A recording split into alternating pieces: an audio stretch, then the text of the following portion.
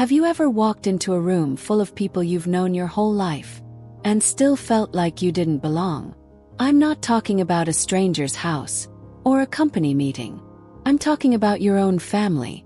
On a day that should have meant something, I showed up to celebrate my little sister's wedding. I wore the right dress, brought a thoughtful gift, smiled when it hurt. And yet, when the receptionist pointed to my name on the seating chart, I saw it listed under something I'll never forget. Table H, hallway area, just outside the banquet hall, next to the coat rack. Not even a view of the bride. I should have said nothing like always. But what I did next changed everything. My name is Jessica. I'm 34 years old. I own a small creative agency in Boston, love dark roast coffee, and prefer rainy mornings over crowded parties. I've always been the independent one in the family, the one who didn't need attention, didn't cause drama, and didn't take up space. At least that's what they told themselves. The wedding took place at a breathtaking lakeside resort in Vermont. All glass ceilings, white roses, and enough champagne to sink a yacht. As I stepped out of my car in a burgundy dress I'd carefully chosen, I took a deep breath and thought, maybe this time it'll be different. Spoiler, it wasn't. And what happened after they tried to hide me in the hallway?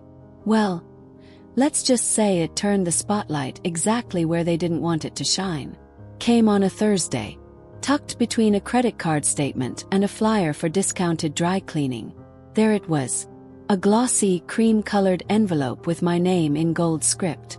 It was from Isabel, my younger sister, the golden girl, the one everyone doted on, defended, and photographed since the day she could walk in heels. Inside was the wedding invitation, lavender detailing, pressed lettering, RSVP options printed with little floral borders. It was beautiful, graceful, perfect just like her. And I'll be honest, my first reaction wasn't joy. It was hesitation. Not because I didn't want to celebrate her, but because I'd spent a lifetime being the afterthought. Said yes, not out of obligation but hope. Hope that this might be the moment things felt different. Hope that maybe being invited meant being seen. Maybe this time I'd be more than the person who helped set up and quietly slipped away before dessert. So I did what older sisters are expected to do. Cleared my schedule. Bought a dress that made me feel quietly elegant. Even chipped in for the calligrapher when Mom said the budget was tight. Because deep down, part of me still believed that if I gave enough, showed up enough, smiled enough, they'd finally choose to make space for me. But here's the truth no one tells you about hope. It doesn't hurt when it's missing. It hurts when it's offered. And then slowly, deliberately, denied.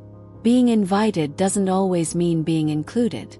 Sometimes you're handed a seat, but not a welcome. And I didn't know it then.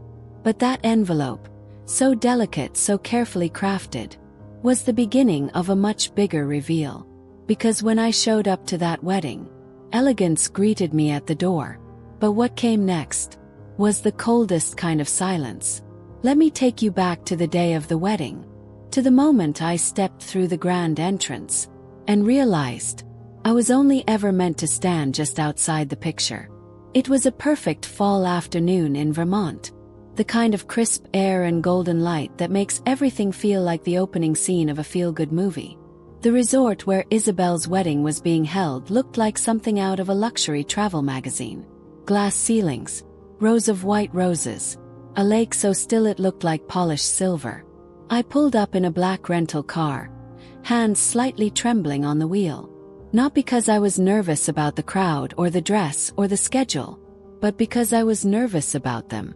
I wore a burgundy gown, long, classic, understated, not to stand out, not to compete, but because it was the one dress that made me feel quietly beautiful. A staff member opened the car door for me with a kind smile. I stepped out, smoothed the skirt of my dress, adjusted the strap on my small clutch bag, and took a slow breath. This time, I whispered to myself, you're not going to let anything ruin the day. I walked toward the grand entrance, heels tapping lightly against the marble floor, heart pacing just slightly ahead of me. Inside, everything shimmered. But no one turned to greet me. No familiar arms reaching for a hug. No excited smile from Mom. Just a young receptionist with perfect makeup and a clipboard full of names. "Your name, please." "Jessica Evans," I said softly, offering a polite smile. She hesitated, just for a second, just long enough for me to notice. Her hand flipped through the list, her smile stretching thinner. Then she looked up and said the words that cracked something in me before the party had even begun. "You're in the hallway area. Just outside the banquet hall." And blinked. "Sorry, where?" "Right outside," she repeated, motioning toward the coat check. "Near the entrance." And just like that, the dress didn't feel beautiful anymore. The breath I'd taken earlier turned cold in my chest. I looked over at the seating chart on the stand beside us. Mom and Dad were at the head table.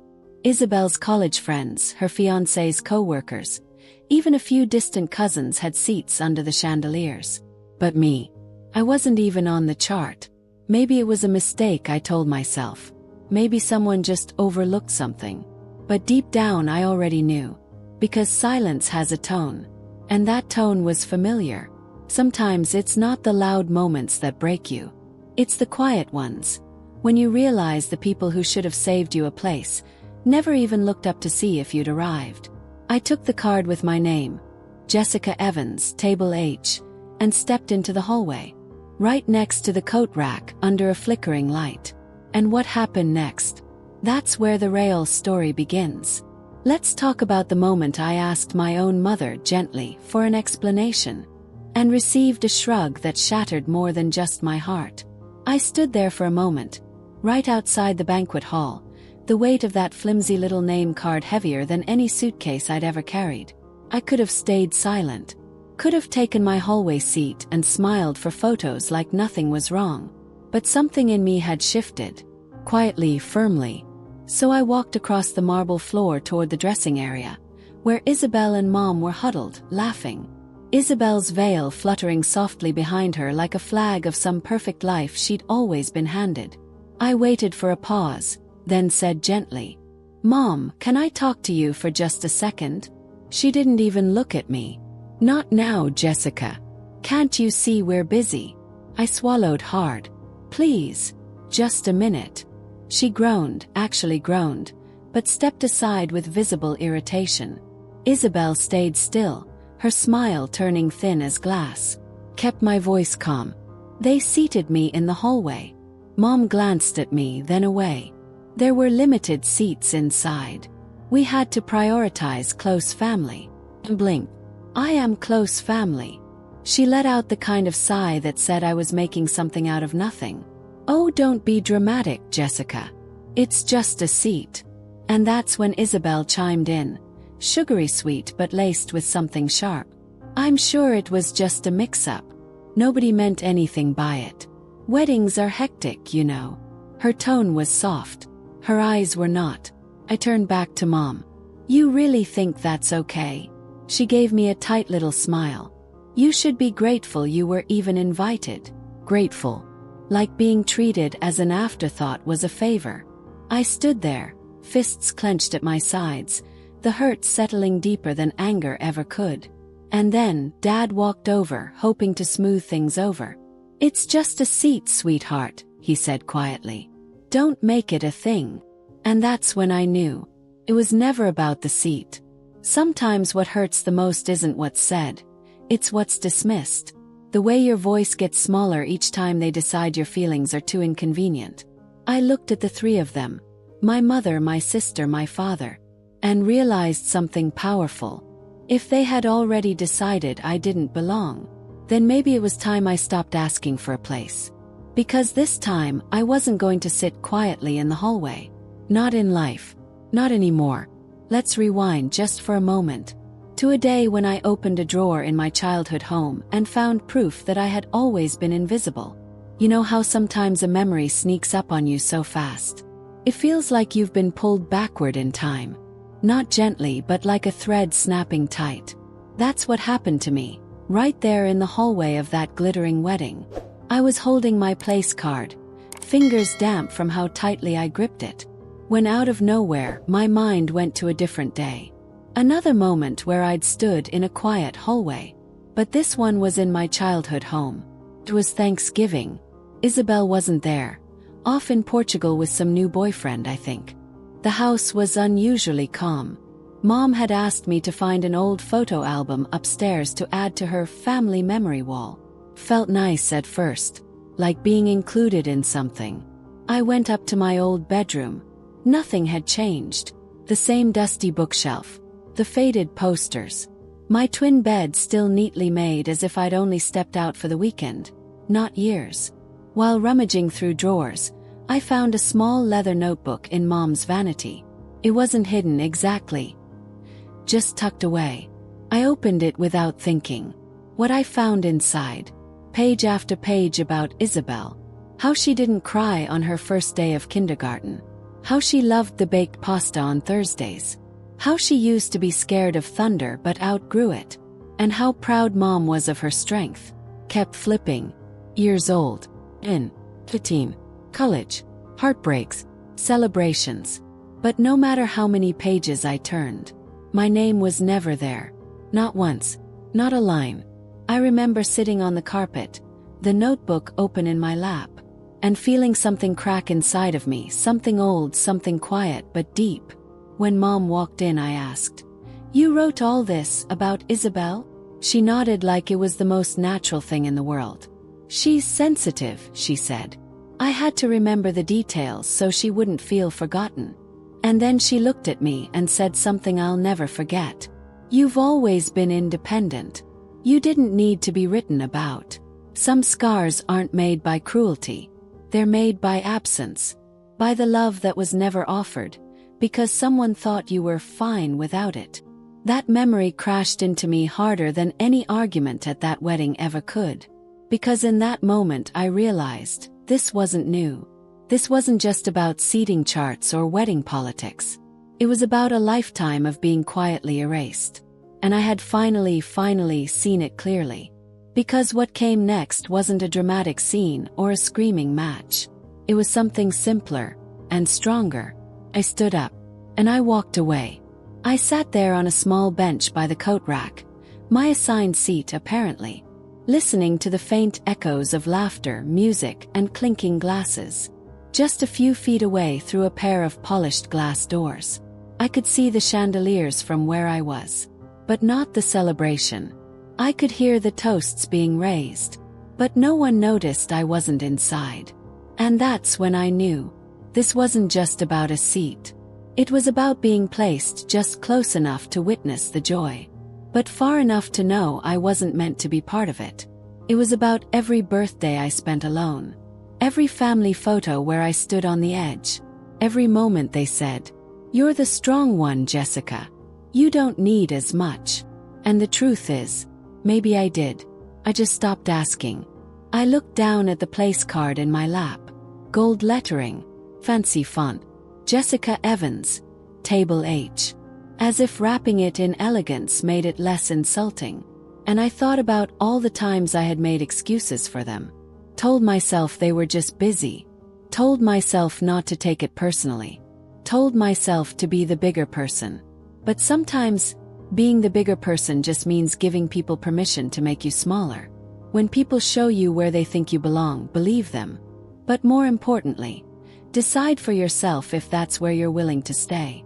So I stood up, tucked the place card into my purse, not to keep it, but to remember how far I'd come from the version of myself who would have stayed silent.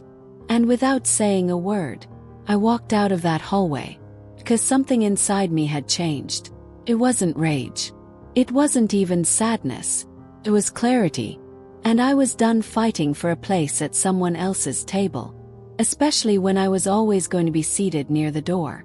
But just when I thought I'd walk away unnoticed, someone unexpected stopped me. And what he said changed everything. Have you ever had a moment like that? Where something small, like a seating chart or a passing comment, suddenly reveals the truth you've been trying not to see? I'd really love to hear from you. Take a moment and drop a comment below.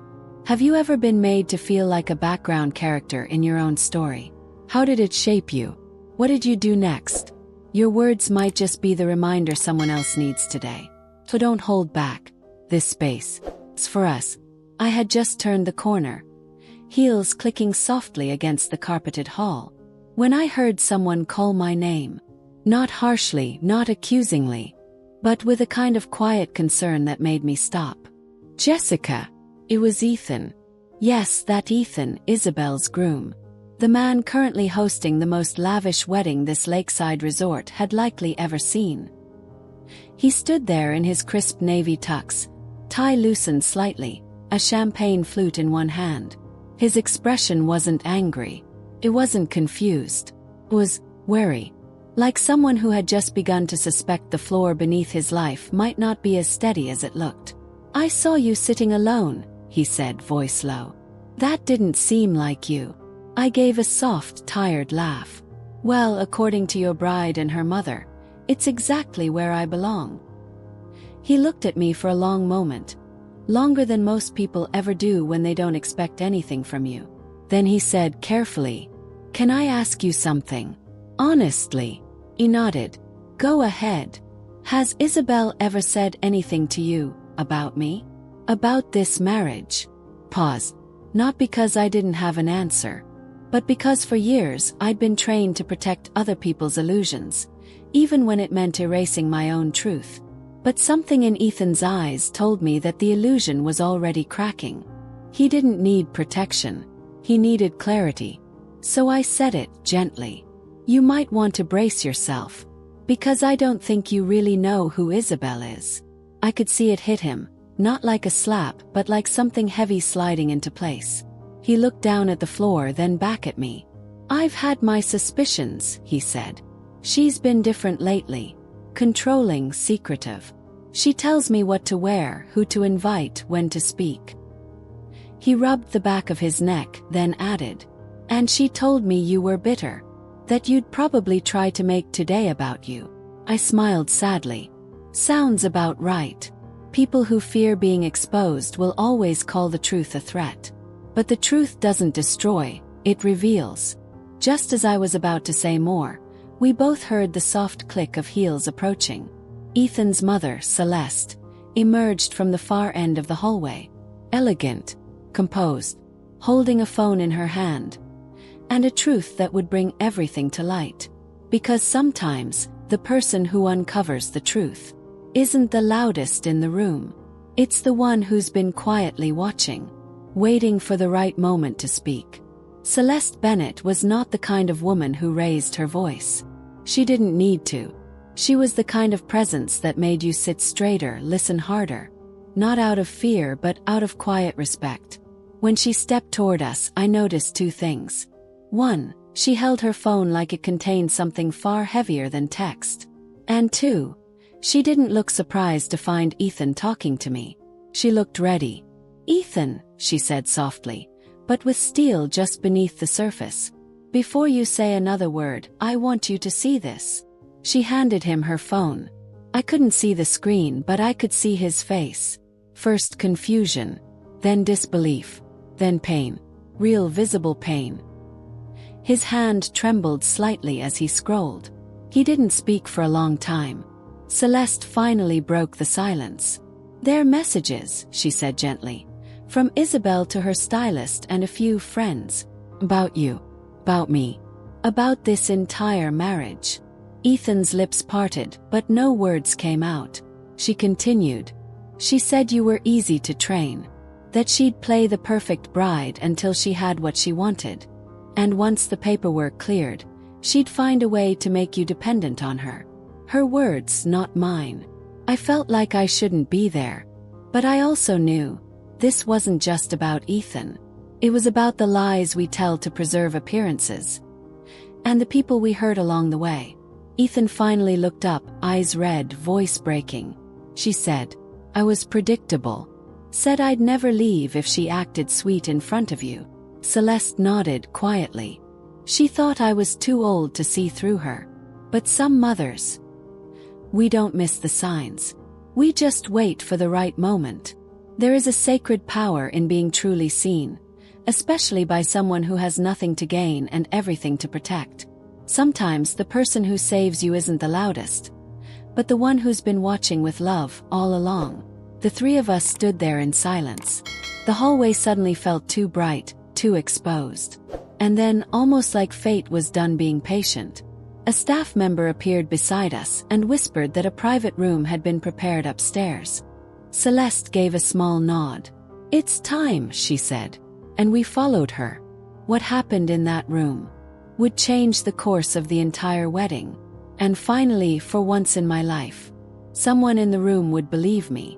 Because secrets have a funny way of surfacing, especially when the truth arrives wearing heels, holding receipts, and ready to rewrite the ending. The private conference room on the second floor was quiet, but not calm. It was the kind of silence that builds when everyone in the room knows a storm is coming. Ethan sat at the head of the table, the phone still in his hand. Celeste stood behind him, one hand resting lightly on his shoulder. I sat quietly to the side, hands folded in my lap, heart still pounding from everything that had just unraveled. And then the door opened. Isabel entered with our mother close behind her. Mom looked confused, still trying to hold on to the illusion that this day could be saved. But Isabel. She walked in like nothing was wrong, chin high, confidence like a costume she refused to take off. "What's going on?" she asked, voice just a little too bright. "Why are we pulling people out of the reception?" Ethan stood up slowly. He didn't shout. He didn't flinch. He simply reached into his jacket and placed a white envelope on the table. "Do you know what this is?" he asked. Isabel stared at it, saying nothing. "It's a petition to annul this marriage," he said calmly. "And I've already signed it." The room went still. Isabel stepped back, her voice strained. "You're joking, right?" Celeste stepped forward then, her voice like ice wrapped in velvet. "We read the messages, Isabel. Every word. About Ethan. About me. About what you really wanted." Isabel's eyes darted to Mom, looking for support. But for the first time, Mom didn't say a word. "I didn't mean any of it," Isabel insisted. "It was just venting. Dumb jokes between friends." Celeste raised an eyebrow. "Was filing for a divorce consultation last month also a joke?" And then our father walked in. Someone must have called him, though I don't know who. He looked around slowly, then at Isabel. "Is it true?" he asked. Isabel didn't respond. He turned to Mom. "Did you know?" Mom shook her head weakly. I didn't think Isabel could do something like this." And then Dad said something I never thought I'd hear. "You never think. You never see what's really going on." Then he turned toward me. And for the first time in my life, he looked me in the eye. "I'm sorry, Jessica," he said. My breath caught, not because it changed everything, but because it finally acknowledged what I'd carried in silence for so long. Sometimes healing doesn't come from fixing what's broken, but from finally having your pain recognized by the people who broke it in the first place. But the real unraveling hadn't even begun, because Isabel wasn't done. She turned to me, anger rising, mascara smudged, voice cracking. "This is all your fault," she hissed. "You've always wanted to ruin me, to take me down." I didn't yell, didn't cry. I simply said, "I never needed to take you down, Isabel. The truth does that all by itself." Because what happened next wasn't loud. It wasn't dramatic. It was quiet and personal, and more freeing than I ever imagined. It was the first morning I woke up, no longer trying to belong to a family that never saw me. The next morning, I woke up in my apartment in Boston. No wedding bells, no flower arrangements, no tight smiles stretched across strained conversations. Just silence and peace. My phone buzzed on the nightstand again. It had been lighting up all night. Even one from Isabel, unread. I didn't pick up. Not because I was angry, but because, for once, I didn't need to respond. For the first time in a long time, I wasn't operating from guilt or hope or some lingering wish that things might finally be different. I made coffee, watched the steam rise from the mug, and let the quiet wrap around me like a warm coat I didn't know I needed. Later that afternoon, I walked by the Charles River. The autumn leaves drifted on the breeze, and overhead, tiny lights were strung from the railings, reflecting gently across the water. I sat on a stone bench and pulled out an old family photo from my wallet. Christmas. I was 16. Isabel stood in the center of the frame, grinning in a bright red dress. Mom's hand rested proudly on her shoulder. Me. I was there too, half hidden behind the tree, smiling but barely in focus, as if I had been part of the background all along. And in that moment something inside me shifted. I gently folded the photo, tucked it back in my bag, not out of bitterness, but because I no longer needed to force myself into a frame I was never invited to fit. Sometimes the most powerful healing doesn't come from confrontation or revenge, but from choosing not to chase what never saw your worth to begin with. That night, just as the city was settling into evening, my phone rang again. This time it was Dad. And for reasons I still don't fully understand, I answered. He didn't try to justify anything, didn't defend anyone. He just said, voice soft and a little broken, "Jessica, I was wrong about so much. And whether or not you forgive us, I want you to know I see it now. I see you now." And for once I didn't cry. I didn't cling to what if. I just said, "Thank you, Dad, but I don't need an apology anymore. I just need freedom." Because sometimes the bravest thing we can do isn't walking away from people. It's walking toward ourselves, and finally choosing the life we deserve. There had always been a folder on my desktop titled, Someday. Inside it, travel itineraries, saved Airbnb cabins in coastal Maine, even a Google Doc titled, Things I'll Do When I Finally Have Time. But for years, someday never came. There was always a birthday, a family dinner, a last-minute favor to show I cared. I kept pushing my own dreams down the list, telling myself I'd get to them later. But that morning after everything, I opened that folder. And for the first time I clicked Book Now. 3 nights. Ocean view. No agenda. Just me and the version of myself I was finally beginning to choose. A week later, I stood at the edge of the Atlantic, wrapped in a soft scarf, hands tucked into my coat pockets, watching the waves roll in and out like they were keeping time for no one but themselves. It was quiet. No phone calls. No one asking if I was still mad. No one expecting me to be anything but present. And in that stillness, I realized something. For years, I had confused silence with loneliness. But they're not the same. Silence is freedom, when it's not built on being ignored, but on finally giving yourself permission to rest, to breathe, to just be. You don't need someone's seat at their table, when you can build your own on a porch by the sea, with no one but the wind and your own heartbeat to keep you company. That night, I journaled for the first time in months. Not about them, not about what hurt, but about what I wanted next. A new apartment, maybe a class in pottery, or maybe just a quiet year of saying no to things that used to make me feel small. I didn't need revenge. I didn't need them to apologize better. I just needed this trip, this choice, this moment of saying, "Jessica, you deserve more than a hallway seat." And for the first time I believed it. Thank you so much for staying with me until the very end. If this story stirred something in you, you're not alone. Sometimes the people who should love us most don't know how to. And sometimes, choosing to walk away isn't weakness. It's the beginning of healing. What's the biggest lesson you took from Jessica's story? I'd love to hear your thoughts. Drop them in the comments below. Whether you've lived through something similar or you just needed this reminder today. Your voice matters here. And if this story moved you, don't forget to like, share, and subscribe for more real-life journeys that speak to the soul. We've got more stories coming. Ones that hurt, heal, and maybe even change a life. Until next time, take care of your heart.